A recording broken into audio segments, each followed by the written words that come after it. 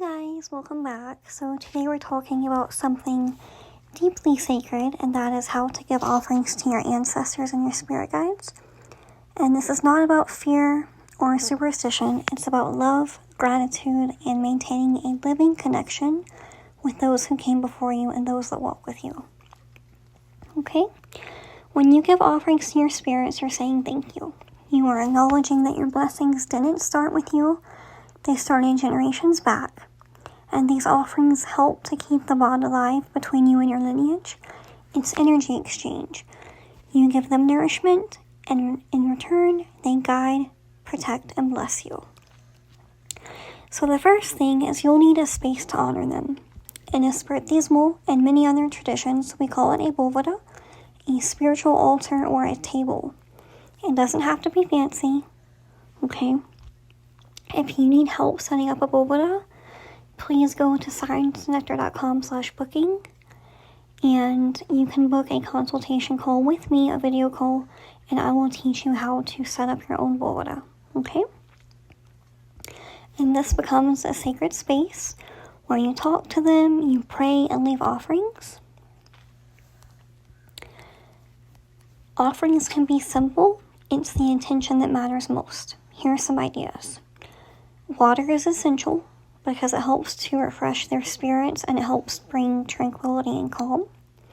Coffee or tea, because many ancestors and spirit guides love their morning coffee, and if you're honoring ancestors that you knew in real life when they were here, you might know how they like their coffee. Food, so a small plate of what you're eating that day, especially on special occasions or holidays. The only thing is when you're offering them food, you want to avoid salt as much as possible. It's kind of like a repellent to them. I'm not sure if you guys know this, but salt repels the dead. They don't really like it. So try not to season it with salt, okay? Also liquor or tobacco, if they enjoy that in life. And also candles and flowers to uplift and beautify their space. As far as these offerings go, especially the food and drink offerings, I have been taught different things. I originally was taught that you can feed them at the bóveda, and you can set the food on there. That's how my first elder taught me, and then someone else came along into my life and told me, no, you should feed them on the floor. Go with what your heart tells you to do. If you were able to set up a separate space outside or something, or you can put the food and drink on the floor near your bóveda, either one is fine. Just know that some people might not agree with it. I personally gave food at the bóveda for years. I never had any issues. I would leave it for about 24 hours and then I would discard it. I'm not going to leave it there for days. Now, when it comes to coffee and alcohol and liquor, you can leave that for a few days. Okay? You can also offer things like fruit, sweets, perfume, or even music. Anything that carries love and remembrance. And when you give them the offering, speak from your heart.